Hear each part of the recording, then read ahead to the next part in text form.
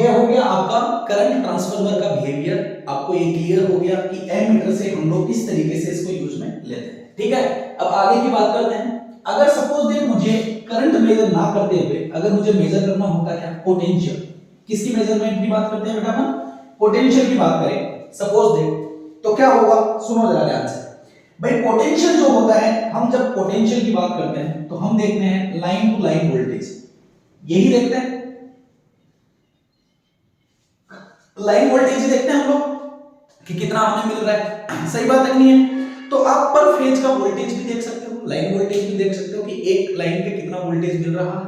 Okay, या आप ये भी चेकआउट कर सकते हो कि दो लाइनों के बीच में कितना वोल्टेज आपको मिल रहा है। दोनों तरीके से हम लोग वोल्टेज मेजर कर सकते हैं, है ना। समझना, देखो सपोज दैट भाई मुझे ये यूज में तो इंस्ट्रूमेंट ट्रांसफार्मर ही लेना है। ओके, तो दो वाइंडिंग लगानी है, कैसे लगाऊंगा भाई, अगर मुझे करंट मेजर करना होता है तो हम सीरीज में लगाते हैं।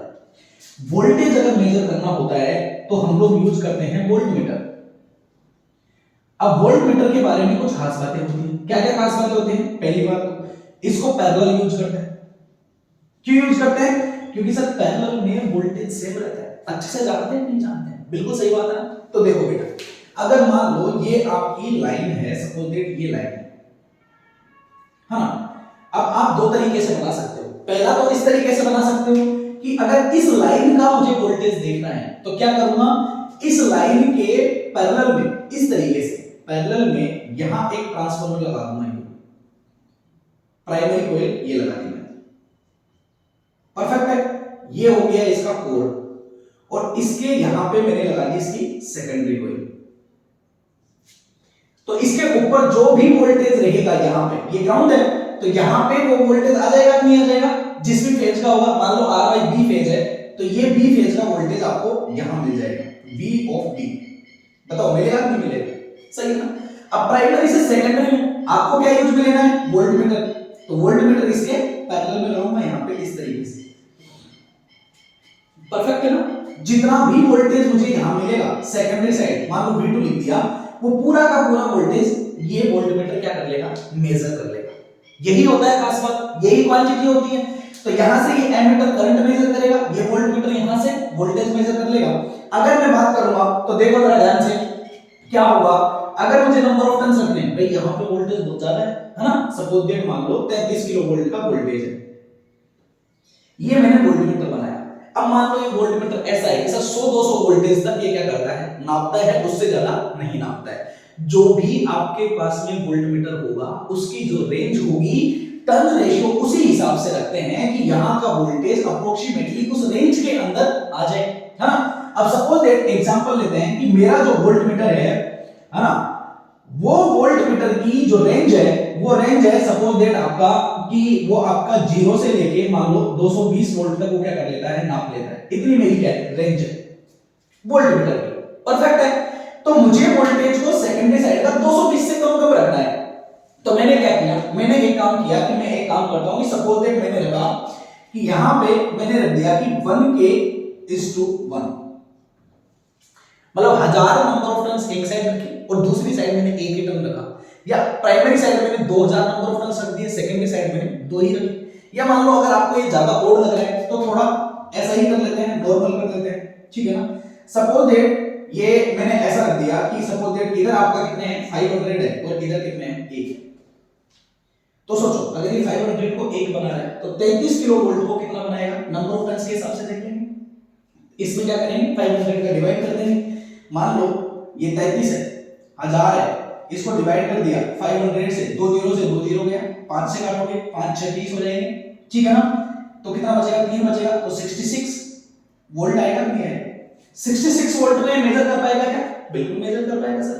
अब टर्न रेशियो देखो 66 वोल्ट क्या है, हमारी क्वांटिटी कितनी है 220 वोल्ट तक है। अब 33 किलो वोल्ट को इसने 66 वोल्ट बना दिया, है ना। मतलब आप टर्न रेशियो और भी ज्यादा ले सकते हो। अगर मान लो आपने टर्न रेशियो ले लिया, मान लो 200 या 300:1 ले लिया, तो भी वो रेंज में आ जाएगा, आएगा कि नहीं आएगा। तो क्या ये इसको मेजर कर पाएगा, नहीं कर पाएगा। ओके, तो अगर मैं इस ट्रांसफार्मर के लिए अगर मैं बात करूं, किसकी बात करूं कि सर यहां पे मेरा एमएफ फैक्टर क्या है बेटा, एमएफ फैक्टर। तो अगर मैं एमएफ फैक्टर की बात करूं तो आप बोल सकते हो सर कितना है 500 है, मतलब जो भी वोल्टेज यहां मिलेगा उसको 500 से मल्टीप्लाई करो तो आपको एक्चुअल वोल्टेज आपको पता लग जाएगा। अब एक बात बताओ बेटा, वोल्टेज आपने मेजर कर लिया, करंट मेजर कर लिया, एमएफ फैक्टर आपको पता है, अगर आपको पावर ही मेजर करनी है तो करना ही क्या है, पावर का मीटर लगाओ। यहां पे क्या लगाओ, ये एक मीटर लगा दिया मैंने, कौन सा मीटर, पावर का मीटर जो पावर मेजर करेगा, ठीक है। ये मैंने यहां पे पावर मीटर लगा दिया।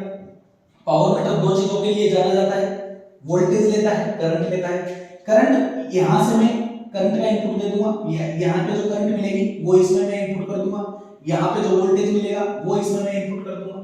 तो पावर क्या करेगा, इस वोल्टेज को मल्टीप्लाई करेगा, इस करंट को मल्टीप्लाई करेगा, एंपियर। सही बात है, आपको चाहिए एक्चुअल फैक्टर, तो वोल्टेज का मल्टीप्लाइंग फैक्टर आ जाएगा और करंट का मल्टीप्लाइंग फैक्टर आ जाएगा, ठीक है ना। ये वोल्टेज का हो गया, ये करंट का हो गया।